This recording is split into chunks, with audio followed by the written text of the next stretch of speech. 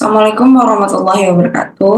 Kami dari kelompok 5 di sini kami ingin mempresentasikan tentang kebijakan internal Uni Eropa, di mana di dalam pembahasan kami akan menjelaskan tentang membangun pasar internal, kebijakan ekonomi makro dan keuangan, kebijakan fungsional, dan juga kebijakan sektoral. Adapun anggota kelompok kami,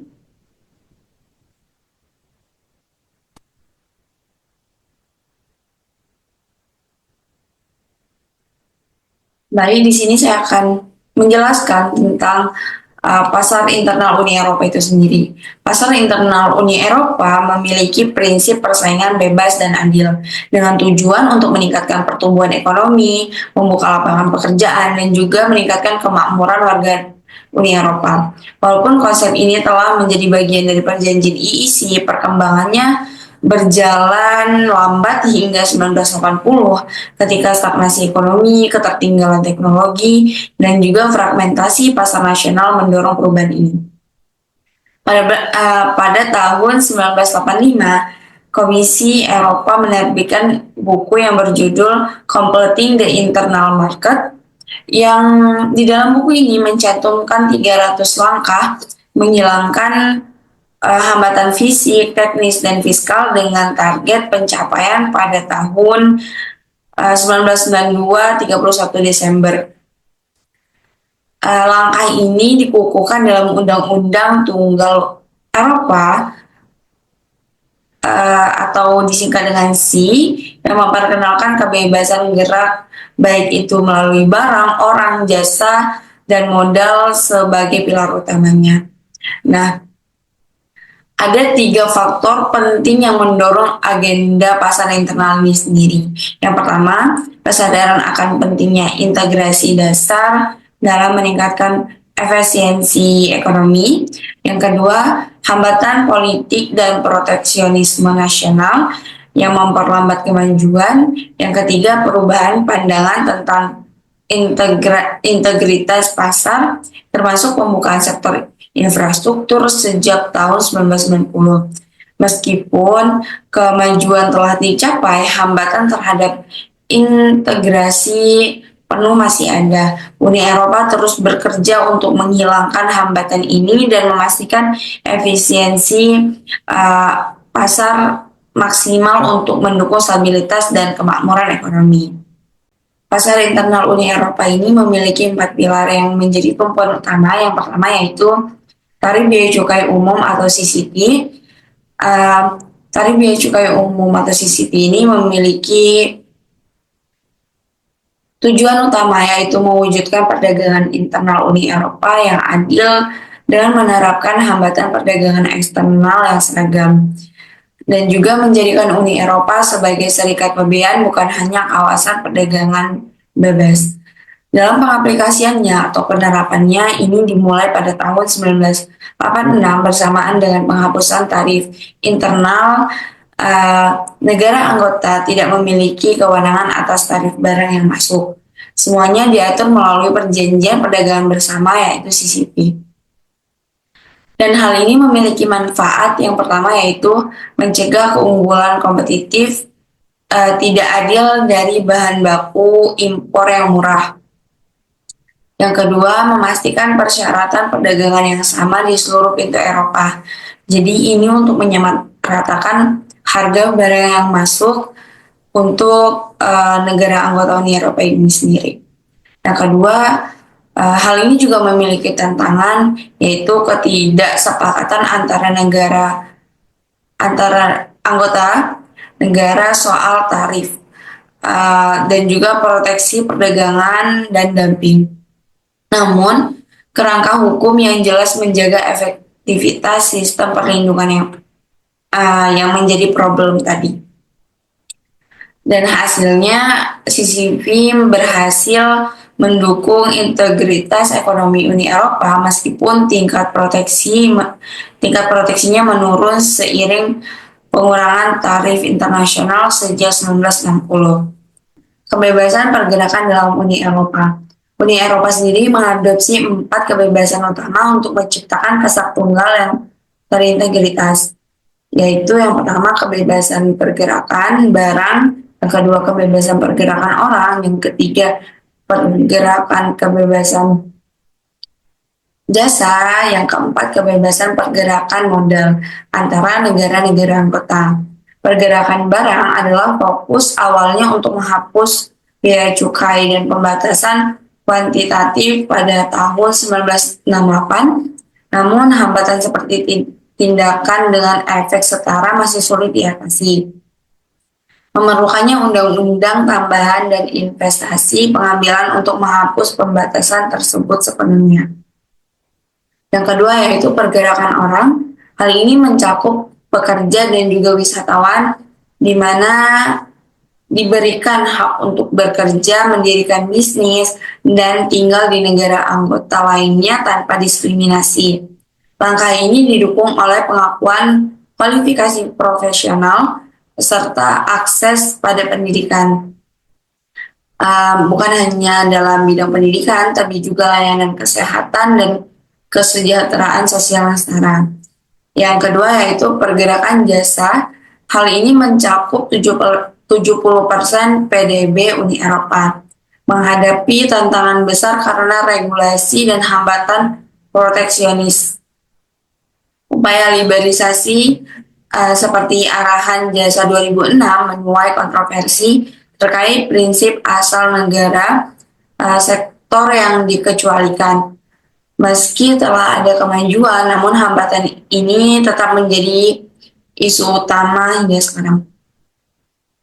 Yang kedua yaitu pergerakan modal baru mencapai kebebasan sepenuhnya setelah tahun 1990. Meskipun hambatan proteksionis masih terasa, untuk mencapai hal tersebut dilakukan percepatan investasi lintas batas.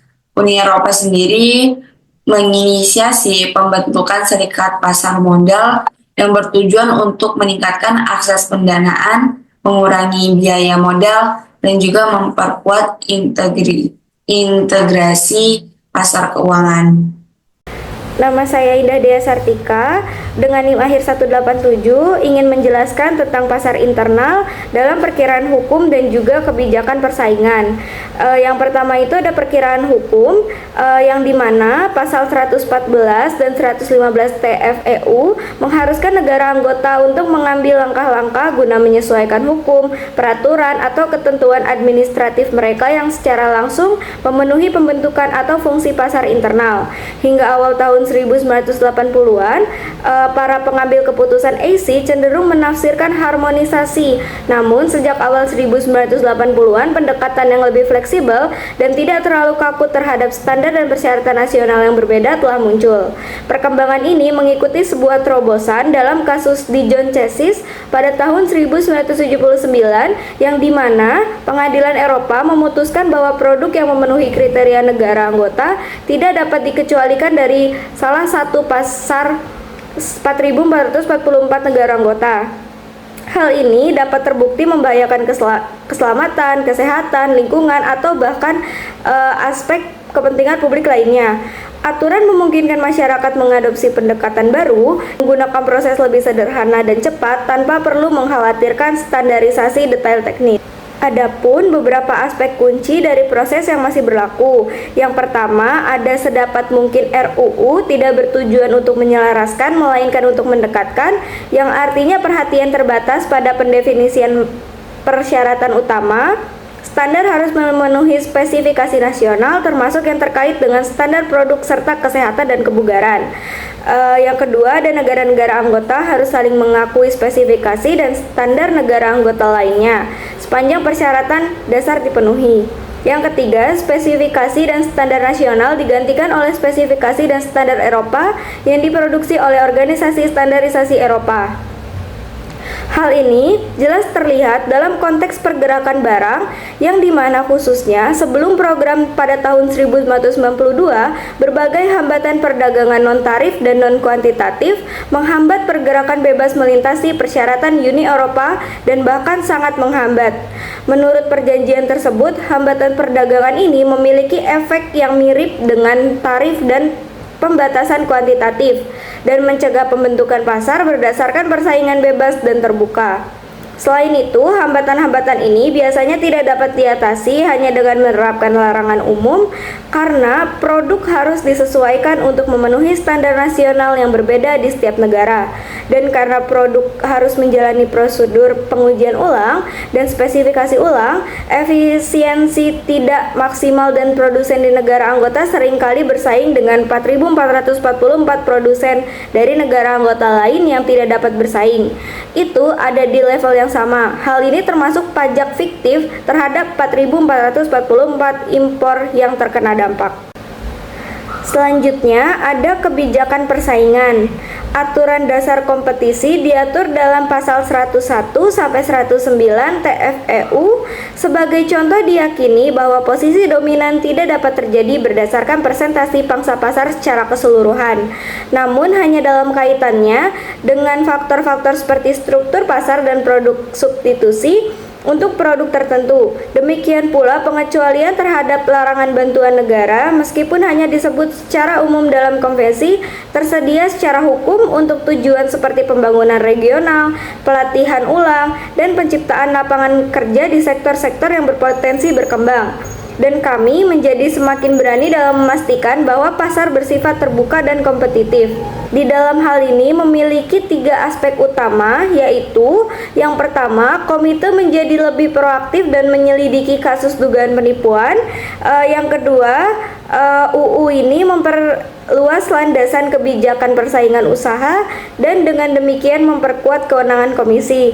Yang ketiga, dengan memanfaatkan momentum semangat liberalisasi ekonomi yang melanda dunia barat sejak tahun 1980-an, Komisi Eropa semakin bersemangat memanfaatkan kekuatan persaingan untuk melindungi negara-negara yang sudah lama dilindungi. Kami mencapai hasil yang baik di berbagai bidang kebijakan seperti energi, layanan pos, dan pasar telekomunikasi. Meskipun hal ini merupakan tantangan politik yang sulit karena adanya perlawanan politik yang kuat, kemajuan yang signifikan telah dan masih terus dicapai. Namun, peran komisi dalam pengembangan lebih lanjut kebijakan persaingan usaha tidak sepenuhnya bersifat diskresi. Peran ini sudah lama harus diimbangi dengan kebijakan regional dan sosial Uni Eropa. Peran ini juga perlu diimbangi dengan tekanan politik, misalnya ketika keputusan mengenai bantuan negara dapat menimbulkan masalah politik yang signifikan bagi pemerintah negara-negara anggota. Komisi Eropa telah mempromosikan dan menyetujui langkah-langkah regulasi sektor keuangan. Tujuan dari langkah-langkah ini adalah untuk mempertahankan pasar internal, meminimalkan distorsi persaingan, dan jika memungkinkan membuka jalan kembali ke fungsi pasar yang normal, sambil memastikan stabilitas keuangan dan mendukung ekonomi real untuk memulihkan kepercayaan negara-negara Eropa. Yang menonjol di antara langkah-langkah yang dipromosikan dan disetujui adalah undang-undang pembatasan anti persaingan di bidang-bidang seperti jaminan publik, dan rekapitalisasi, persyaratan modal, lembaga pemerintah kredit, dan solvabilitas. Selanjutnya saya akan menjelaskan tentang materi latar belakang pembentukan Uni Ekonomi. Pada tahun 1969 dan tahun 1972, para kepala pemerintah menyatakan niat mereka untuk menciptakan persatuan ekonomi dan moneter pada tahun 1980. Namun, pada awalnya hanya sedikit kemajuan substansial yang dicapai.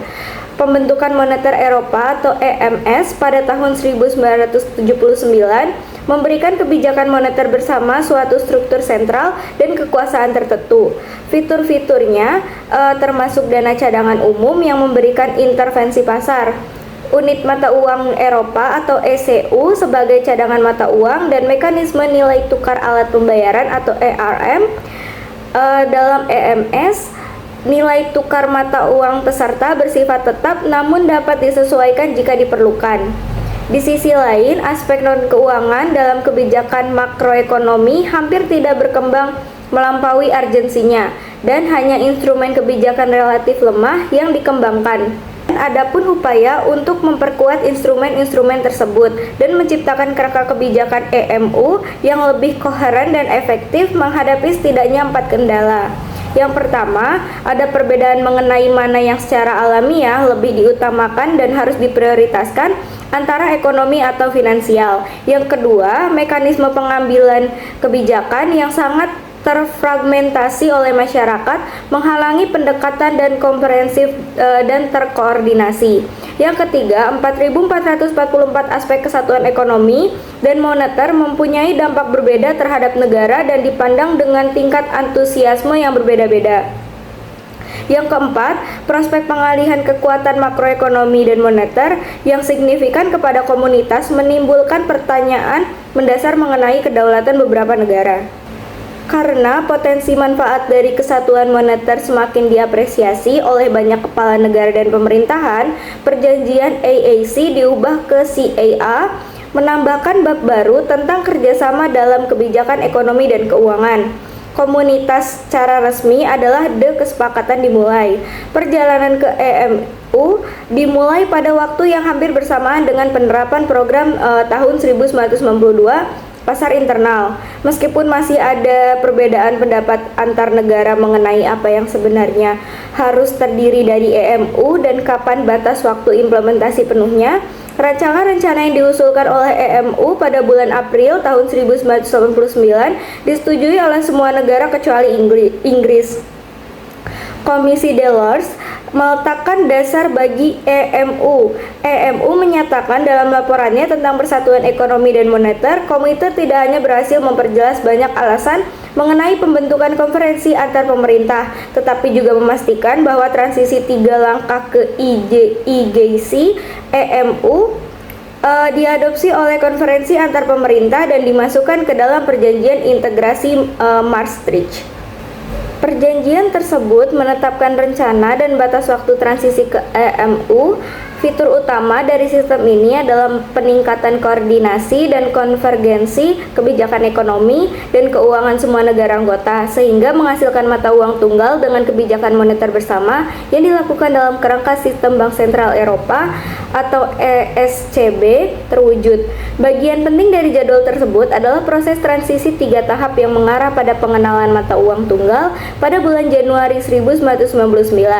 Menurut ketentuan perjanjian aksesi, semua negara yang bergabung dengan Uni Eropa setelah tahun 2004 wajib menjadi anggota kawasan Euro.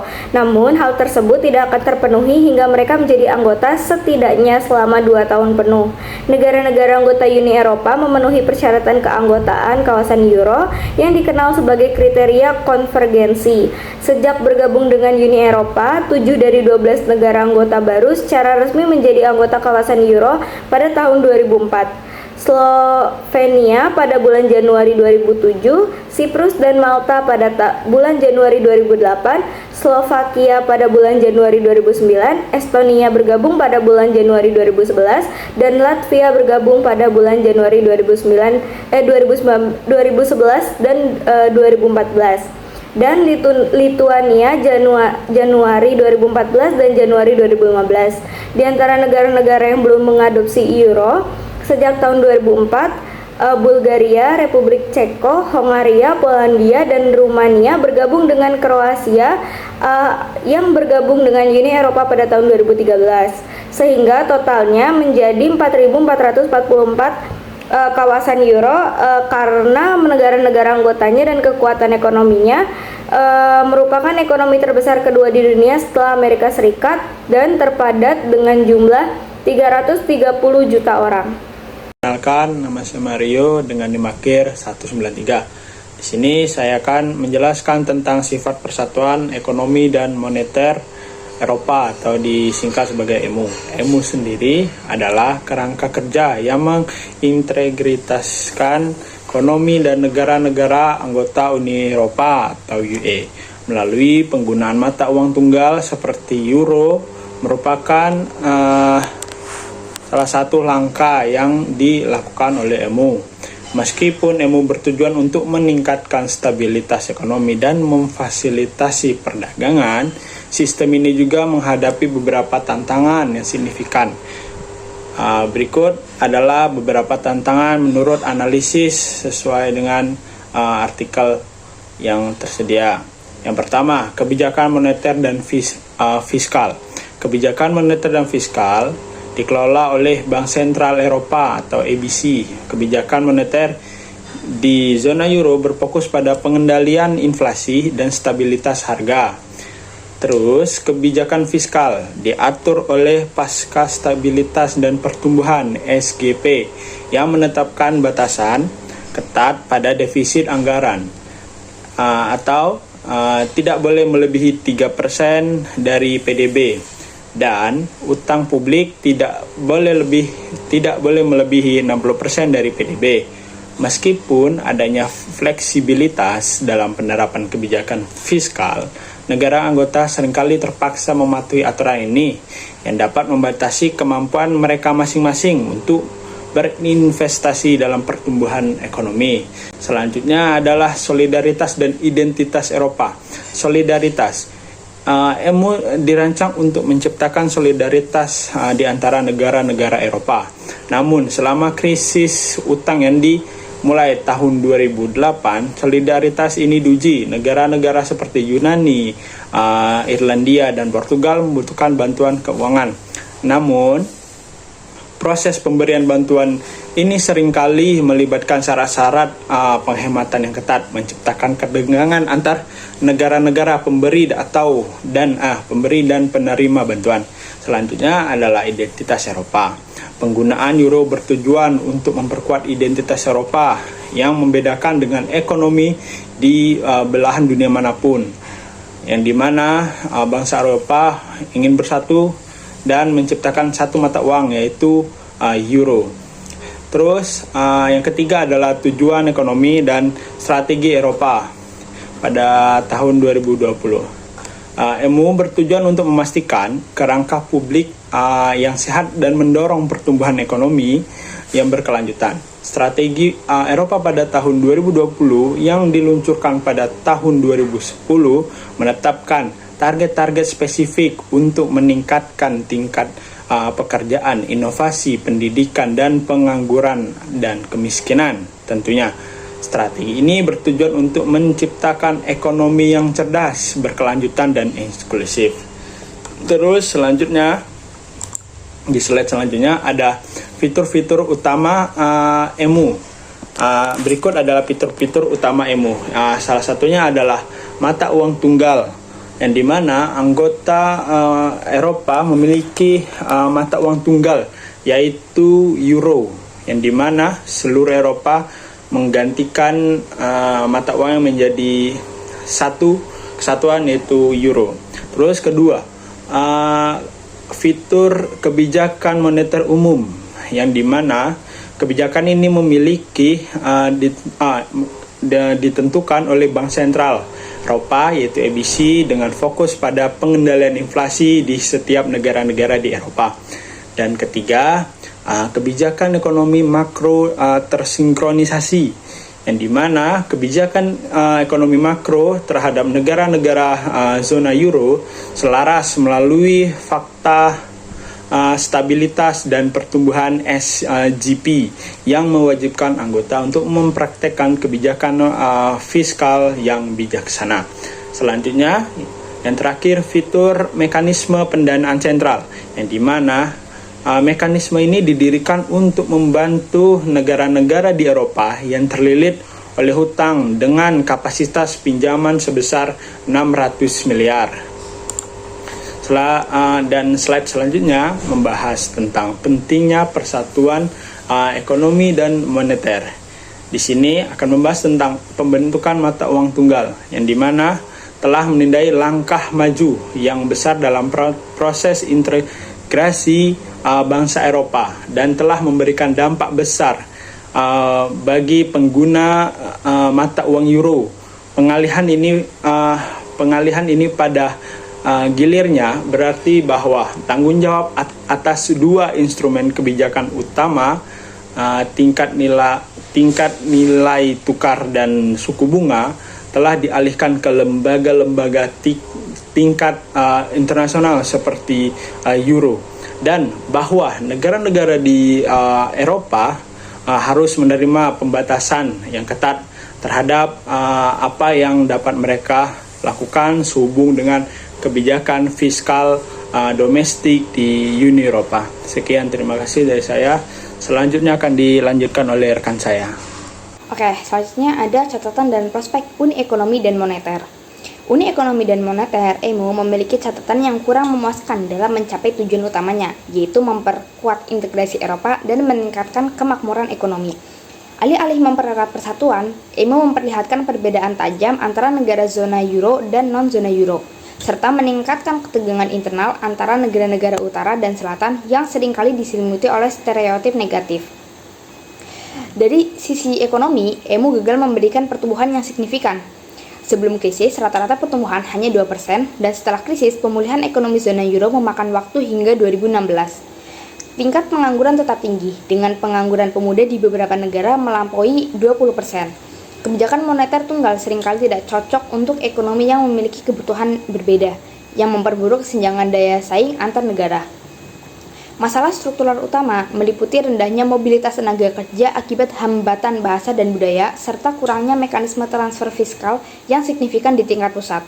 Usaha untuk memperkuat kebijakan fiskal sering menemui hambatan politik dan ideologis, di mana negara-negara dengan tingkat pengangguran tinggi enggan menerima kebijakan fiskal yang ketat. Ketegangan juga muncul dari perbedaan pendekatan ekonomi antar intervensionis dan moneteris. Adapun prospek euro sebagai mata uang internasional untuk menyaingi dolar masih jauh dari kenyataan. Meski zona euro memiliki potensi besar, euro masih memerlukan yang pertama. Euro perlu membangun kredibilitas jangka panjang sebagai mata uang yang stabil dan sukses. Hingga saat ini catatannya beragam dengan keberhasilan dalam hal inflasi dan suku bunga yang rendah, tetapi kurang berhasil dalam hal pertumbuhan dan daya saing yang lemah dan fondasi sistem yang terguncang oleh krisis zona euro. Lalu yang kedua, perlu adanya upaya perataan perbedaan yang cukup besar antara kinerja ekonomi nasional yang masih terjadi di zona euro. Lalu yang ketiga, diperlukan sistem keuangan zona euro yang lebih maju. Yang keempat, kecenderungan anti pertumbuhan euro yang didasarkan pada prioritas penanggulangan inflasi yang merupakan elemen inti kewenangan European Central Bank (ECB) perlu dikurangi. Lalu yang terakhir perlu ada kepemimpinan zona euro yang lebih jelas dan lebih kuat. Selanjutnya ada kebijakan fungsional. Uni Eropa memiliki peran dalam berbagai kebijakan fungsional yang lintas sektoral, terutama terkait pasar internal, ekonomi makro, dan keuangan. Kebijakan yang paling dikenal meliputi bidang kebebasan, keamanan, dan keadilan AFSC, kohesi sosial, energi, penelitian, dan inovasi, serta lingkungan. Ada pula kebijakan lain seperti pendidikan, budaya, dan perlindungan konsumen, meskipun kurang menonjol. Fokus biasanya diberikan pada kebijakan yang dianggap paling penting dan terkenal. Area kebijakan kebebasan, keamanan, dan keadilan. Dapat dikatakan lebih dari kebijakan Uni Eropa lainnya, kebijakan AFSC hanya dapat dipahami jika ditempatkan secara tegas dalam konteks evolusi historinya. Yang pertama, ada JHA hingga Perjanjian Amsterdam. Sejak 1970-an, negara-negara anggota AC mulai bekerja sama dalam isu terorisme, narkoba, dan kejahatan terorganisasi melalui mekanisme TREVI yang melibatkan pejabat keamanan dan intelijen. Pada 1980-an, fokus ini meluas mencakup imigrasi, visa, ketertiban umum, dan kontrol bea cukai, seiring dengan penghapusan kontrol perbatasan internal. Perjanjian Maastricht memperkuat kerjasama ini di bawah pilar ketiga yang menangani kehakiman dan urusan dalam negeri JHA. Namun, pengambilan keputusan kolektif mengalami kendala akibat sensitivitas isu dan pendekatan antar perintah. Ketidakpuasan ini mendorong Perjanjian Amsterdam untuk mengubah beberapa kebijakan JHA menjadi supranasional, seperti imigrasi dan suaka, serta memasukkan perjanjian Schengen ke kerangka kerja UE, meskipun ada pengecualian bagi Inggris, Irlandia, dan Denmark.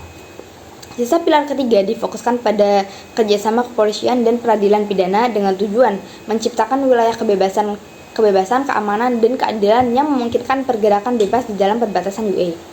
Lalu yang kedua, meningkatnya tekanan terhadap kebijakan JHA pasca Amsterdam. Setelah perjanjian Maastricht, dan Amsterdam, kebijakan JHA menghadapi tekanan kuat untuk berkembang cepat, terutama karena 3 faktor. Pertama, pembukaan pasar internal dan kemudahan melintasi perbatasan meningkatkan manfaat bagi warga UE, tetapi juga menimbulkan masalah seperti kejahatan lintas batas dan hak sipil yang sulit dikelola oleh sistem nasional sendiri. Lalu yang kedua, ada ancaman terorisme internasional yang muncul melalui serangan besar seperti 11 September di Amerika Serikat dan beberapa serangan di Eropa seperti Madrid, London, Paris, dan Brussels.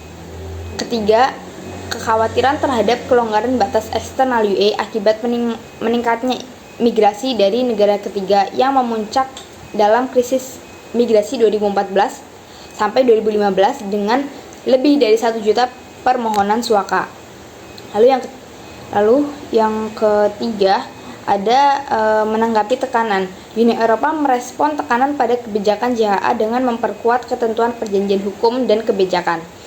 Perjanjian Amsterdam memungkinkan pemungutan suara mayoritas atau QMV di Dewan untuk isu-isu JHA sejak 2005. Mempercepat proses legislasi. Perjanjian Lisbon mengintegrasikan pilar ketiga ke dalam TFEU, memperkuat supranasionalisme dalam pengambilan keputusan AFSJ. Namun, Inggris dan beberapa negara lainnya seperti Denmark dan Irlandia mempertahankan status khusus dengan mekanisme fleksibel untuk ikut serta dalam kebijakan tertentu. Kemajuan dalam kebijakan AFSJ meliputi penguatan lembaga seperti Europol, Eurojust, dan ABCG, serta penerapan kebijakan bersama dalam imigrasi suaka dan kontrol perbatasan. Kebijakan ini didukung oleh program seperti Kebijakan kohesi. Kebijakan kohesi bertujuan untuk mengurangi disparitas ekonomi, sosial, dan teritorial antara wilayah-wilayah di suatu kawasan. Dalam konteks ini, di dalam Uni Eropa, kebijakan ini dirancang untuk mendukung pembangunan daerah yang kurang berkembang, meningkatkan infrastruktur, dan mendorong kesetaraan antar wilayah. Tujuan utama dari kebijakan ini yang pertama, meningkatkan pertumbuhan ekonomi di wilayah yang kurang maju, memperbaiki kualitas hidup masyarakat di seluruh wilayah, lalu menciptakan lapangan kerja melalui program pengembangan daerah. Lalu alat utama yang digunakan dana dari European Regional Development Fund atau ERDF dan European Social Fund atau ESF dan Cohesion Fund untuk mendanai proyek infrastruktur, pendidikan, dan pelatihan kerja. Lalu selanjutnya ada kebijakan sosial.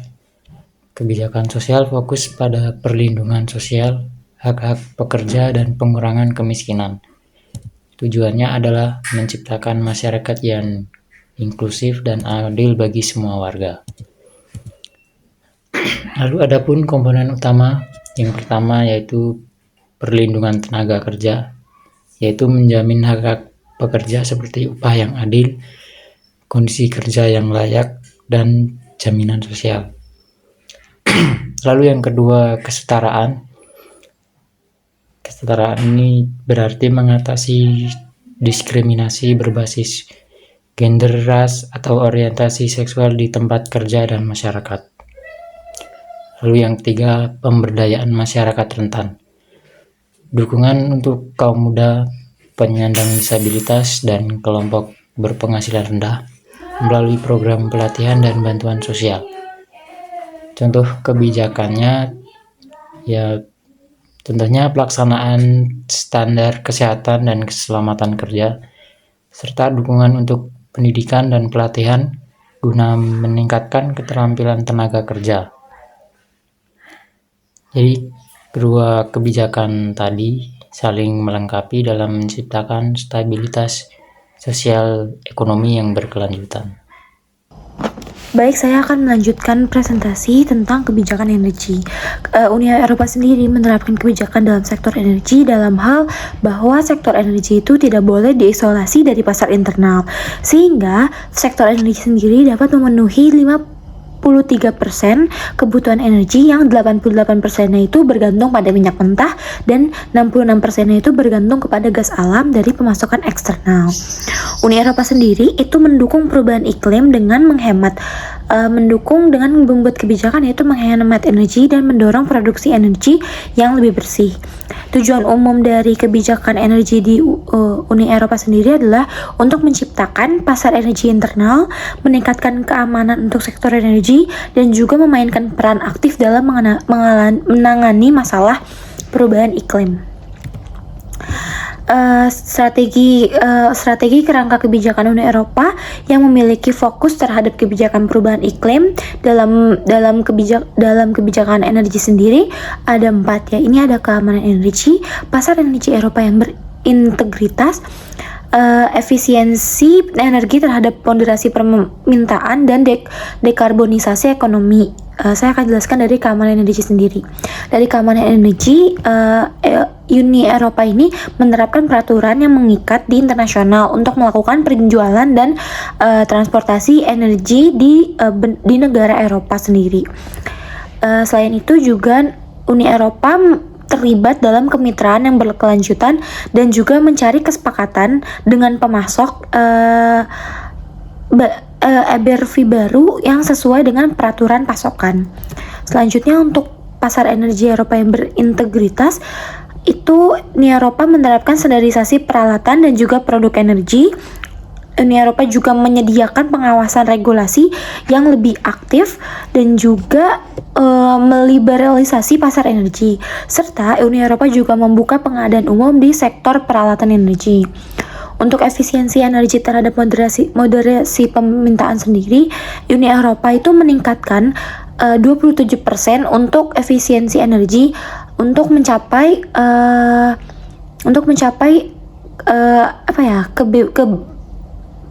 energi bersih pada tahun 2030.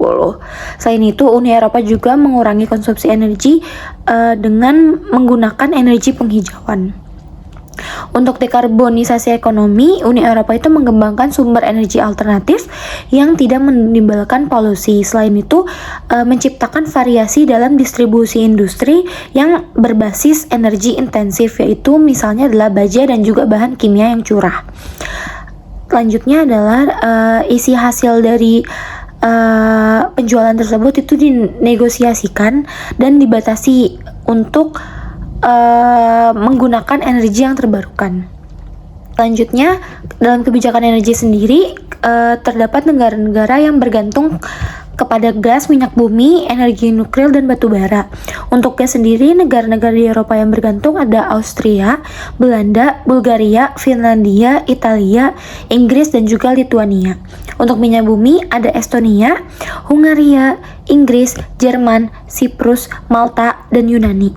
Untuk energi nuklir sendiri ada negara Belgia, Inggris, Prancis, Spanyol, Swedia, dan juga Swiss. Untuk batu bara di negara-negara yang biasanya merupakan tergabung dalam CEEC atau China Energy and Engineering Corporations, yaitu negara di Eropa yang tergabung adalah Estonia, Hungaria, Latvia, Lituania, Polandia, dan juga Slovenia. Lanjut kepada kebijakan penelitian dan inovasi. Kebijakan penelitian dan inovasi ini sendiri dikembangkan di akhir tahun 1970-an sebagai tanggapan atas meningkatnya kekhawatiran negara-negara anggota Uni Eropa yang tidak dapat beradaptasi dengan inovasi dalam sektor teknologi yang tinggi. Kebijakan penelitian dan inovasi di Uni Eropa sendiri itu dilakukan dengan membantu dan juga dengan membantu memberikan peneliti atau misalkan membiayai kegiatan penelitian secara langsung. Implementasi dari kebijakan penelitian dan inovasi lingkungan ini itu disebut dengan Horizon 2020. Horizon 2020 sendiri adalah kerjasama terbuka antara peneliti dan juga investor di seluruh dunia untuk mendorong desain bersama dan juga menciptakan solusi dalam bidang penelitian dan lingkungan yang dapat berdampak global. Proposal ini sendiri itu dibuka pada tanggal 14 Oktober 2015 dan memiliki anggaran sebanyak 80 miliar. Horizon 2020 sendiri itu memiliki tujuan untuk menghasilkan sains kelas dunia, mengatasi hambatan inovasi, dan juga mendorong penemuan yang pertama di dunia. Inisiatif Horizon 2020 sendiri itu tergabung dalam 3, yaitu program kerangka penelitian pengetahuan dasar, program kerangka penelitian dalam inovasi teknologi, dan juga program kerangka penelitian yang mengkaji masalah ekonomi dan juga sosial. Kegiatan penelitian di negara Uni Eropa sendiri itu di negara anggota Uni Eropa sendiri itu memiliki 4 bentuk utama, yaitu yang pertama, penelitian di Uni Eropa itu biasa dilakukan di Pusat Penelitian Bersama atau Joint Research Center atau JRC. Yang kedua, penelitian di lingkup JRC ini biasanya dilakukan oleh karyawan komisi pemerintah yang berguna untuk menyetujui prinsip, tujuan, ketentuan program, dan mengkoordinasikan kegiatan. Selain itu, kebijakan EU sendiri ini biasanya tidak dibiayai, namun tuh difasilitasi langsung dalam mengordinasi pekerjanya. Contohnya itu seperti penelitian medis itu biasanya difasilitasi oleh Uni Eropa. Nah, untuk membiayai koordinasi ini juga biasanya Uni Eropa itu bekerja sama dengan negara-negara non anggota Uni Eropa dan juga organisasi internasional, karena kan membutuhkan biaya yang tinggi sehingga harus membutuhkan kerjasama keluar atau eksternal untuk mendapatkan biaya lebih, seperti itu. Saya lanjutkan kepada rekan saya. Terima kasih. Baik, sebelumnya perkenalkan, nama saya Najma Faradisa Zararova dengan NIM akhir 271. Jadi di sini saya akan membahas mengenai kebijakan lingkungan dan juga kebijakan sektoral.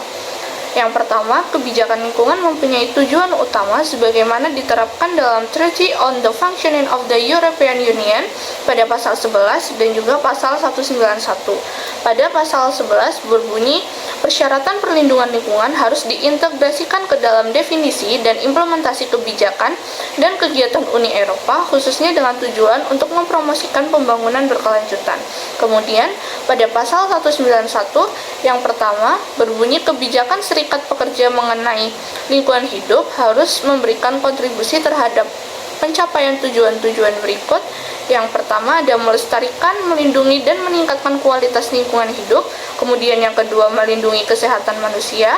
Yang ketiga, pemanfaatan sumber daya alam secara bijaksana dan rasional. Kemudian yang keempat, mempromosikan tindakan di tingkat internasional untuk menangani masalah lingkungan regional atau di seluruh dunia, dan khususnya memerangi perubahan iklim. Kemudian yang kedua, kebijakan Uni Eropa tentang lingkungan hidup harus ditunjukkan pada perlindungan tingkat tinggi dengan mempertimbangkan keragaman situasi di berbagai wilayah Uni Eropa. Kebijakan tersebut harus didasarkan pada prinsip kehati-hatian dan prinsip bahwa tindakan pencegahan harus diambil, bahwa kerusakan lingkungan harus diperbaiki di sumbernya. Undang-undang mengenai lingkungan hidup mulai muncul pada tahun sekitar 1970-an. Sejumlah prinsip operasional telah dikembangkan, diantaranya adalah berkelanjutan, tindakan pencegahan, pencemaran membayar, tanggung jawab bersama dari berbagai tingkat pemerintah, dan integrasi masalah lingkungan hidup ke dalam bidang kebijakan lainnya. Kebijakan lingkungan hidup Uni Eropa telah berkembang pesat, sekitar 160 arahan dan 240 peraturan yang mencakup berbagai aspek seperti polusi air dan udara, pengelolaan bahan kimia, pengelolaan limbah, perlindungan keanekaragaman hayati, serta pelestarian spesies dan habitat alami yang terancam punah. Selain instrumen hukum, kebijakan ini juga mencakup kampanye informasi, pengumpulan data lingkungan yang menjadi tanggung jawab Badan Lingkungan Eropa yang didirikan pada tahun 1994. Banyak kebijakan ini dirancang untuk mendukung adanya program aksi lingkungan yang telah diadopsi sejak tahun 1973. Program ketujuh yang berlaku hingga 2020 berdasarkan keputusan nomor 1386 tahun 2013 yang berjudul Hidup Sehat dalam Batasan Planet Kita, memperkuat dan memperluas praktik-praktik yang telah ada. Program ini menetapkan 9 tujuan prioritas. Yang pertama, untuk melindungi, melestarikan, dan meningkatkan Uni Eropa modal alam. Kedua, untuk mengubah Uni Eropa menjadi ekonomi rendah karbon dan hemat sumber daya, hijau, dan kompetitif. Yang ketiga, untuk melindungi warga Uni Eropa dari tekanan terkait lingkungan serta resiko terhadap kesehatan dan kesejahteraan. Yang keempat, untuk memaksimalkan manfaat Undang-Undang Lingkungan Uni Eropa dengan meningkatkan implementasi. Kemudian yang kelima, untuk meningkatkan pengetahuan tentang lingkungan dan memperluas basis bukti untuk kebijakan. Yang keenam, untuk mengamankan investasi bagi kebijakan lingkungan dan iklim, serta memperhitungkan biaya lingkungan dari setiap kegiatan sosial. Yang ketujuh, untuk lebih mengintegrasi masalah lingkungan ke dalam bidang kebijakan lain dan memastikan koherensi saat membuat kebijakan baru. 8. Untuk membuat kota-kota Uni Eropa lebih berkelanjutan. Kemudian yang terakhir, untuk membantu Uni Eropa mengatasi tantangan lingkungan dan iklim internasional secara lebih efektif. 3 poin terkait tujuan kebijakan lingkungan Uni Eropa dibagi menjadi 3 poin. Pada poin pertama, pendekatan terhadap isu lingkungan telah berubah. Isu lingkungan kini tidak hanya didekati dari perspektif perlindungan, tetapi juga dipinggai sebagai elemen penting dalam pertumbuhan ekonomi, sebagaimana tercermin dalam istilah seperti ekonomi hijau, pekerjaan hijau, dan pertumbuhan berkelanjutan. Kemudian yang poin kedua adalah beberapa tujuan lingkungan, terutama terkait perubahan iklim, hanya dapat dicapai secara efektif melalui kerjasama tingkat global. Selama bertahun-tahun, Uni Eropa berupaya menjadi pemimpin dalam kebijakan global terkait perubahan iklim dengan menetapkan target ambisius. Namun, pendekatan yang kurang menonjol diambil pada KTT Iklim Paris 2015 agar kesepakatan yang lebih luas dapat dicapai bersama dengan 195 negara lainnya untuk menghasilkan kemajuan yang signifikan dalam membangun kerangka kerjasama internasional yang baru. Kemudian yang terakhir, poin ketiga adalah penerapan Undang-Undang Lingkungan Uni Eropa masih menghadapi tantangan besar. Salah satu tantangannya adalah tingginya biaya yang dibutuhkan baik oleh industri swasta maupun lembaga publik untuk memenuhi standar yang ditetapkan, seperti dalam arahan air mandi yang terkenal sulit diterapkan. Selain itu, perbedaan kondisi negara anggota termasuk susunan industri, praktik kebijakan limbah, pandangan terhadap ancaman lingkungan seperti organisme hasil rekayasa genetika, serta tradisi budaya seperti penembakan burung migrasi juga memengaruhi efektivitas implementasi kebijakan lingkungan. Kemudian ada kebijakan sektoral. Uni Eropa memiliki beberapa kebijakan yang diarahkan pada sektor ekonomi tertentu seperti batu bara dan baja, energi, atom, pertanian, dan transportasi yang sebagian besar ditetapkan dalam perjanjian pendiriannya. Kebijakan lainnya muncul dari kebutuhan untuk menyesuaikan diri dengan pasar, mengatasi penurunan sektoral, dan hasil dari lobi politik yang efektif. Salah satu contoh utamanya adalah kebijakan pertanian bersama yang menyerap sekitar 2/5 anggaran Uni Eropa, dan sebagian besar tanggung jawabnya telah dialihkan dari negara anggota ke Uni Eropa. Contoh lainnya adalah kebijakan energi atom yang meskipun lebih sederhana, mencakup penelitian penting untuk penggunaan energi atom yang lebih ekonomis dan peningkatan standar keselamatan.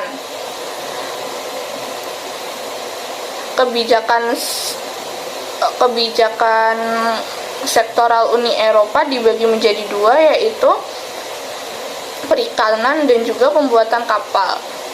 Pada perikanan memiliki pilar utama kebijakan perikanan bersama atau yang biasa disingkat CFP. Yang pertama ada akses perairan. semua perairan dalam zona penangkapan ikan eksklusif Uni Eropa yang membentang hingga 200 mil laut dari garis pantainya terbuka untuk semua nelayan Uni Eropa, meskipun jumlah tangkapan yang ditangkap masing-masing nelayan dibatasi, namun dalam batas 12 mil dari garis pantai mereka sendiri, negara-negara anggota dapat menetapkan batas penangkapan ikan untuk nelayan mereka sendiri dan mereka yang memiliki hak tradisional. Kemudian yang kedua ada konservasi. Reformasi Uni Eropa tahun 2014 bertujuan mencapai hasil tangkapan berkelanjutan maksimum dengan mengatur jumlah tangkapan melalui total tangkapan tahunan dan kuota nasional. Meskipun demikian, pelanggaran seperti tangkapan berlebih sering terjadi. Untuk mengatasinya, Uni Eropa mewajibkan lisensi kapal, pemantauan satelit, inspeksi mendadak, dan membentuk badan pengawas perikanan. Reformasi ini juga menghapus aturan pembuangan ikan di luar kuota ke laut untuk melindungi stok ikan dan juga ekosistem laut. Kemudian yang ketiga ada dukungan keuangan. Dana Maritim dan Perikanan Eropa yang baru didirikan setelah reformasi pada tahun 2014 dan memiliki anggaran sekitar 6, miliar euro untuk periode 2014 sampai 2020 tersedia untuk berbagai keperluan, termasuk proyek pemrosesan dan pengembangan pasar, skema keselamatan, langkah-langkah penetapan kembali, dan juga bantuan konversi kapal. Kemudian yang terakhir ada negosiasi eksternal, negosiasi dengan negara-negara non-Uni Eropa mengenai penangkapan ikan yang sebagian besar menyangkut akses perairan dan Baik teman-teman, sekarang kita berada pada penghujung akhir kesimpulan. Jadi pada materi ini menunjukkan bahwa keterlibatan Uni Eropa dalam kebijakan domestik sangat luas, tetapi tingkat dan sifat keterlibatannya sangat bervariasi di berbagai bidang, terutama dua faktor utama yang menjelaskan variasi ini. Yang pertama, ada keterlibatan Uni Eropa bergantung pada dampak kebijakan terhadap pasar. Semakin besar dampaknya pada pasar, semakin besar pula keterlibatan Uni Eropa.